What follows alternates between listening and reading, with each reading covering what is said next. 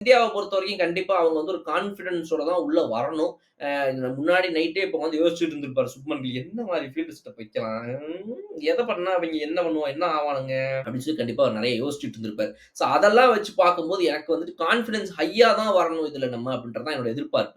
நம்ம இதுல வந்துட்டு 3 விக்கெட்டு எப்படியாவது நம்ம எடுத்தாகணுமே! என்ன பண்றது? இவைங்க ரொம்ப அடிப்பாங்க. நம்ம பயந்தோம்னா வேலைக்கே ஆகாது. ஏன்னா வந்து பயப்படுறதுக்கான இதுல இருக்குது. வாய்ப்புகள்லாம் அங்க இருக்குது. ஏன்னா அவங்க பேட்ஸ்மேன்களும் அடிக்கக்கூடியவங்க தான். மொக்கையா கிடையாது. பட் ஒரு விஷயம் நம்ம பவுலர்ஸ் கரெக்ட்டான இடத்துல நம்ம போடுறோம். அவனுங்க அடி வாங்கிட்டு போவானுங்களே, ஏன் போகாம போறாங்கன்ற அந்த தைரியத்த மைண்ட்ல வச்சுக்கணும். பிளஸ் நம்ம கரெக்ட்டா அவுட் ஸ்விங்கையும் போடணும், இன் ஸ்விங்கையும் போடணும். சும்மா பாடி லைனுக்கே திரும்பவும் எல்பிடபிள்யூ மட்டுமே எய்ம் பண்ணிட்டு இருந்தாலும் வேலைக்கு ஆகாது. ஸோ 2த்தையும் போட்டு கொஞ்சம் அவங்கள குழப்பி கிழப்பி நம்ம ஃபாஸ்ட் பவுலர்ஸ் போட்டாங்கன்னா, அவுட் ஸ்விங் எல்லாம் ட்ரை பண்ணாங்கன்னா, around the wicket, over the விக்கெட்லாம் வந்துட்டு நம்ம பிரசித் கிருஷ்ணா கொஞ்சம் வந்தாருன்னா, ஏதாவது பண்ணலாம் நம்ம.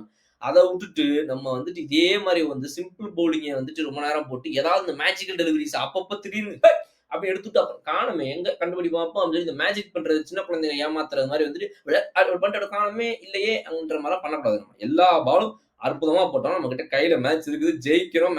சீரிஸ டிராப் பண்றோம்.